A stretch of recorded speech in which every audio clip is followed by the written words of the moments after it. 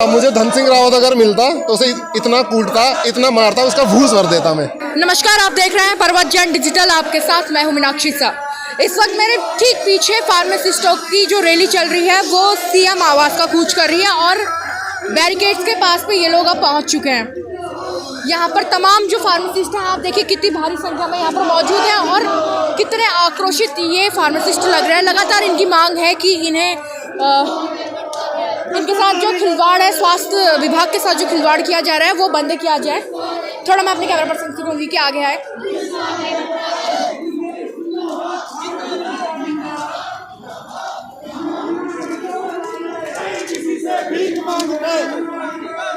नहीं किसी से भीख मांगते, जिंदाबाद जिंदाबाद जिंदाबाद जिंदाबाद जिंदाबाद जिंदाबाद। भाई साहब, आप अपने बच्चे को साथ में लेके आए हुए हैं? नहीं, बच्चा है, वो फार्मासिस्ट की लड़की का है, लेके आए, अपने हक लेने के लिए आए मैम।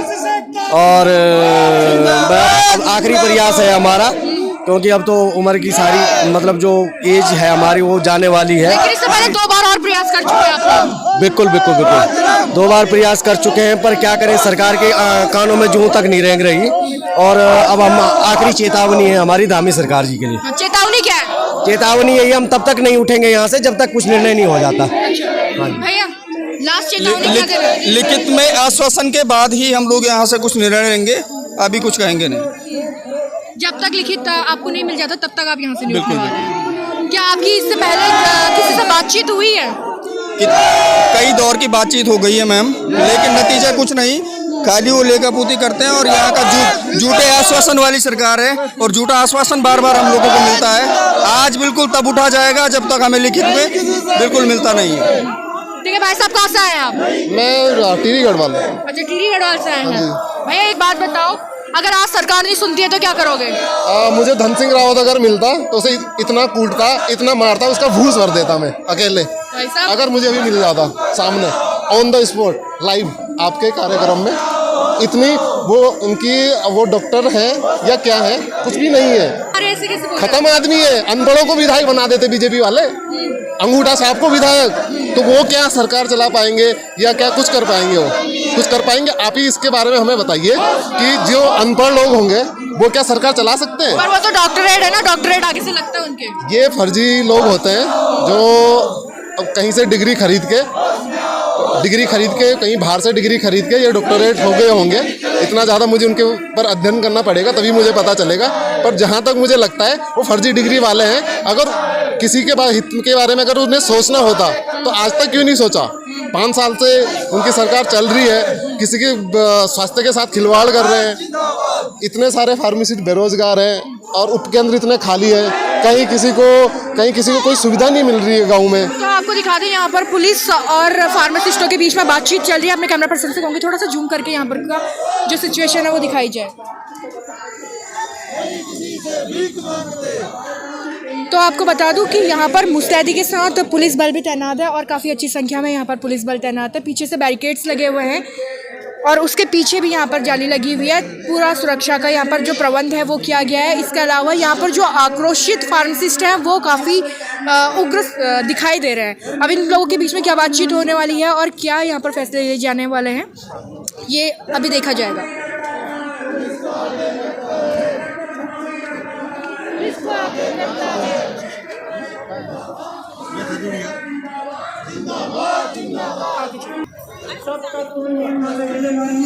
चाहे हमारी जान जाए, चाहे जो मजबूरी हो। आप फार्मासिस्ट हैं? मैडम, छोटे बच्चे को लेके क्यों आ गए आप? मैम, मैं तो छोटे बच्चे को लेकर भूख हड़ताल पे भी बैठी थी 8 दिन को लेकर इस लड़की को। तब भी सरकार ने क्या करा, हमारे साथ छलावा करा ना एक। अब क्या लग रहा है सरकार सुन लेगी? आप आज फाइनल डे आप फाइट कर रहे हैं। उम्मीदें तो है हमें कि आज सुनी लेगी। आज हमारे इतने दिनों से 4 महीने आने पे हो गए हैं, बच्चे को इतनी दूर से उठा के 2 बच्चे को लेकर आई हुई। बहुत टफ है हम लोगों के लिए। मांगे क्या है ये एक बार दर्शकों को फिर से बता दीजिए। हम लोगों की मांग यही है कि हम लोगों को हमारे जो उपकेंद्रों में जो फार्मासिस्टों की वो है जो हमारे मतलब उपकेंद्रों में ये फार्मासिस्टों के पद है वो खत्म कर रहे हैं, मृत घोषित कर रहे हैं, उन्हें पुनर्जीवित करा जाए, उनको पुनर्जीवित कर रहे हैं। और हमारे 20 सालों से हमें जो रिक्त पद खाली है हमारे, उनको भरा जाए। हमारे 20 साल से हमारे फार्मासिस्ट बेरोजगार बैठे हुए हैं, उनको रोजगार दिया जाए। और हम लोगों को सभी को 21,000 फार्मासिस्ट हमारे ऐसे ही हम लोगों के लिए कुछ भी, अगर हम लोगों के लिए कुछ भी होता घर में बैठ के हम लोग इन बच्चों को पालने के लिए भी हमारे पास कुछ नहीं है। हम चाहते हैं सरकार से कि हम लोगों को जल्दी से नियुक्ति दे दीजिए। ठीक है, सरकार से नियुक्ति की यहाँ पर मांग चल रही है और यहाँ पर ये लोग सरकार से नियुक्ति की मांग कर रहे हैं। भाई साहब कहाँ से हैं आप? मैं उत्तरकाशी से। धन सिंह रावत होश में आओ, बिल्कुल। ये बैनर पकड़ा हुआ है आप? हाँ जी। अच्छा ये बताओ, धन सिंह रावत से इतना क्यों नाराज है आप? क्योंकि उन्होंने हमारी अवहेलना की है, हमारे फार्मासिस्ट की अवहेलना की है।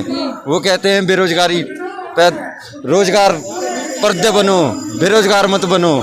तो बेरोजगारी तो आएगी जब कहाँ पर हमारे कोई पद सृजित कर नहीं रहे, उल्टा पदों को दबा दे रहे, तो बेरोजगारी तो बढ़ेगी। तो इसलिए हमारी धन सिंह रावत जी से नाराजगी है। और अभी भी हम धन सिंह रावत जी को कह रहे हैं होश में आओ, वरना इस सरकार का हम तख्ता पलट कर देंगे कल तक। हम तब तक नहीं उठने वाले जब तक हमारी मांगों को पूरा नहीं करेगी सरकार। हमें चाहे कुछ भी करना पड़े, हमें अपना हाथ में दावी करना पड़े, हम उसके लिए भी तैयार है।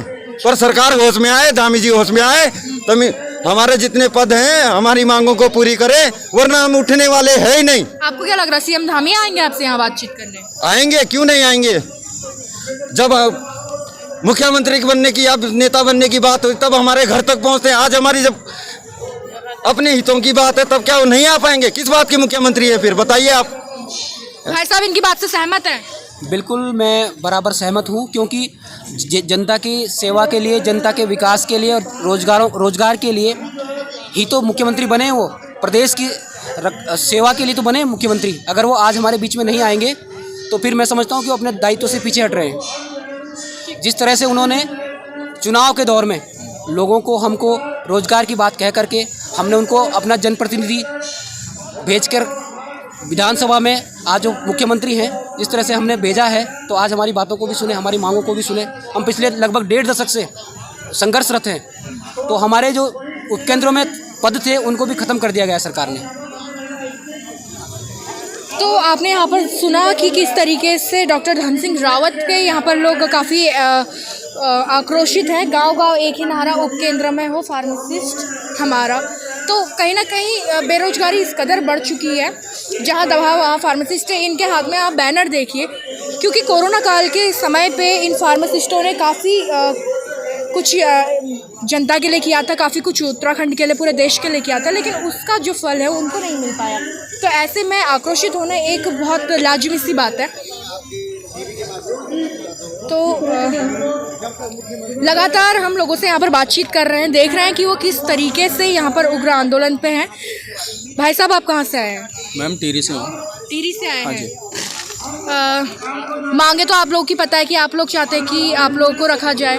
सरकार सुनने को तैयार नहीं है। 2 अटेम्प्ट आप कर चुके हैं, फाइनल अटेम्प्ट है। अगर आज सरकार ने नहीं सुना तो क्या होगा? तब तक उठा नहीं जाएगा यहाँ से जब तक लिखित में आश्वासन हम लोगों को मिला नहीं।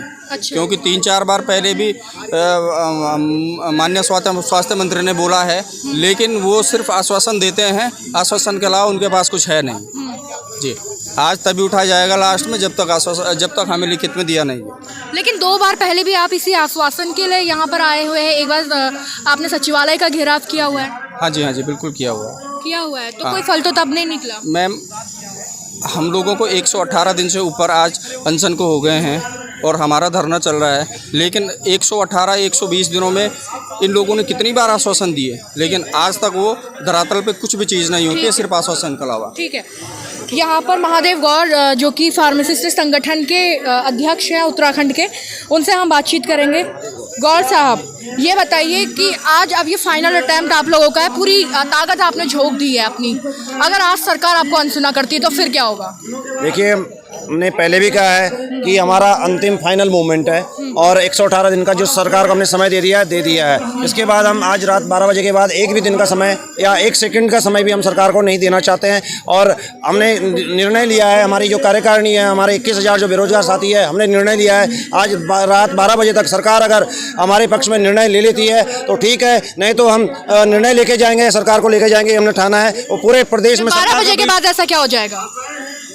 12 बजे के बाद मैडम मैं यही कहना चाह रहा हूँ कि 12 बजे हमारे पास भी समय नहीं है, हम क्या सड़कों पे ही ऐसे बैठे रहेंगे? जब 118 दिन हमने लगा दिए तो सरकार ये अगर चाहेगी कि सड़कों पे ही बैठे रहेंगे, ऐसा नहीं हो सकता है। हमारे पास भी हमारा अधिकार है और हम अपने अधिकारों के जब लड़ रहे हैं और हमारे पास कुछ और भी अधिकार होते हैं जिसका हम उपयोग करके सरकार को सत्ता से बाहर भी कर सकते हैं।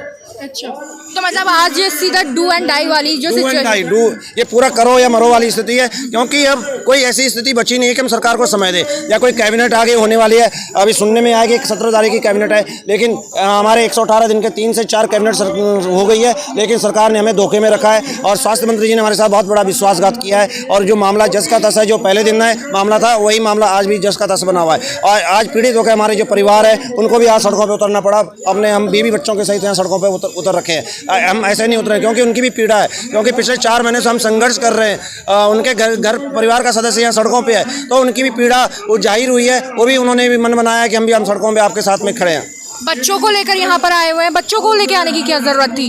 देखिए, बच्चों को लेके आने की, हम बच्चों को कब तक गुमराह करते रहें, कब तक धोखा देते रहें? बच्चे रोज पूछते हैं घर में कि पापा क्या हुआ, कब आप आ रहे हो? हम उनको समय नहीं, रात को 11-11, 12-12, 1-1 बजे हम घर पे पहुंच रहे हैं, तो हम कब तक उनको धोखे में रहे? हम कहते हैं कि 10 दिन और 10 दिन और 5 दिन और, लेकिन वो भी आज देखना चाह रहे हैं कि क्या स्थिति है, किस तरह से सरकार वो कर रही है। और आज अभिभावक, पेरेंट्स और जितने हमारे जो बच्चे हैं और जो प्रदेश का जो जनमानस आपके चैनल के माध्यम से देख रहा है कि 21,000 जो बेरोजगार फार्मासिस्ट है उसको नज़रअंदाज करना किसी भी सरकार के लिए कितना नुकसानदायक हो सकता है। लेकिन इन 118 दिनों में आपकी सरकार से कोई बातचीत नहीं हुई, क्योंकि एक बार सचिवालय घेराव कर चुके हैं, एक बार पहले आप सीएम आवास का घेराव कर चुके हैं, अब ऐसी कौन सी बातचीत आज हो जाने वाली है? देखिए, सरकार से हमारी जो बातचीत हुई है, जो एक बात होनी चाहिए उच्च स्तरीय बात, उस तरह की बात नहीं हुई है। स्वास्थ्य मंत्री जी के साथ हमारी जो वार्ता हुई है वो भी हमेशा उनका जो दुर्व्यवहार रहा है उससे हम बहुत परेशान रहे। कभी भी उन्होंने हमारा जो पक्ष है उसको सुनने का प्रयास ही नहीं किया। उन्होंने कभी हमें पुचकारा नहीं। कभी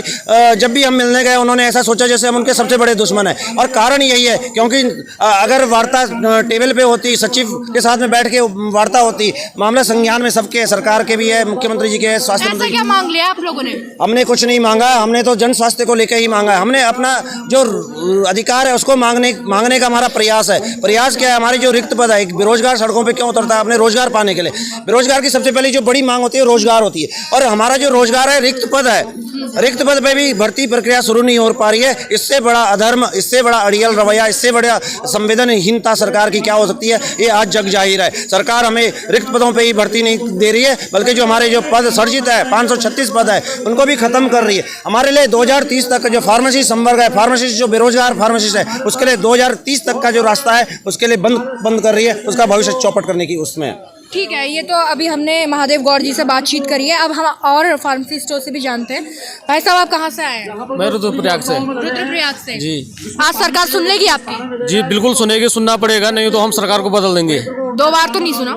पहले कई दफे बात हुई, उन्होंने हमको केवल आश्वासन दिया और झूठा आश्वासन दिया। ये डबल इंजन की सरकार बार बार आश्वासन देती है और जुमलेबाजी करती रहती है। बस हम यही चाह रहे हैं कि हमारी मांग पूरी हो। इस समय जरूर हमारी मांग पूरी होनी चाहिए। ठीक है भाई साहब, आप कहाँ से आए हैं? रुद्रप्रयाग से मैम। आप भी रुद्रप्रयाग से? जी मैम। क्या ऐसा क्या हो गया कि सरकार क्यों नहीं सुन रही? क्या मांग लिया आपने? ऐसा क्या मांगना? कुर्सी मांग ली क्या? कुर्सी किसकी मैम? कुर्सी मांगते तो फिर बात ही क्या थी। तो क्या मांग लिया? क्यों नहीं सुन रही सरकार? आप नौकरी दे नहीं पा रही सरकार, बस इससे ज्यादा क्या देगी सरकार? 24,000 पदों की बात करी थी कि सबको। 24,000 पद कहाँ? 1500, 1600, 2800 पदों की बात, पद नहीं दे पा रहे हैं। वो तो 24,000 तो बहुत ज्यादा हो गए। हाँ, मतलब ये खाली जुमलेबाजी चल रही है। ठीक है, ठीक है, चलिए। तो आप लोग यहाँ पर सुन रहे हैं कि किस तरीके से यहाँ पर बातचीत चल रही है। इसके अलावा एक चीज़ और धरने में और भी कुछ नई चीज़ें देख रही है कि खाना पीने की व्यवस्था भी यहाँ पर की गई है। ऐसा लग रहा है कि ये भाई साहब खाने पीने की व्यवस्था चल रही है यहाँ पर। मतलब आप लोग आज डेरा डालने ही आए हैं? हाँ, आज तो रात। हाँ जी, 12 बज जाए या यहीं डटे रहेंगे। मतलब आज खाना पीना भोजन सब यहीं? सब यहीं, सब यहीं, सब। तो हमारे पास कोई चारा रह नहीं गया ना कुछ। अच्छा, तो मतलब आज यहीं पर टिके रहेंगे आप? आज यहीं टिके रहेंगे। तो ठंड नहीं लगेगी आपको? अरे ठंड, हम पहाड़ी लोग हैं, हमें ठंड नहीं लगेगी। तो रात के 12 बजे तक आप टिके 12 रहेंगे? बजे तक टिके रहे, जब तक हमें लिखित में कोई ढंग से आश्वासन नहीं मिल जाता। ठीक है, तो पीछे को देखिए आप लोग, थोड़ा ये भीड़ मैं एक बार चाहूंगी कि आप लोग दिखाएं। ऊपर से थोड़ा अलग सा भी यहाँ पर कुछ दिखाई दे रहा है कि ये लोग खाना खा रहे हैं, बोल रहे हैं कि आप यहाँ पर टिक जाएंगे। तो लगातार सरकार से, उत्तराखंड सरकार से इन लोगों की मांग चल रही है। लगातार ये लोगों की सिर्फ यही मांग है कि किसी भी तरीके से इनको परमानेंट किया जाए, इनको रोजगार दिया जाए।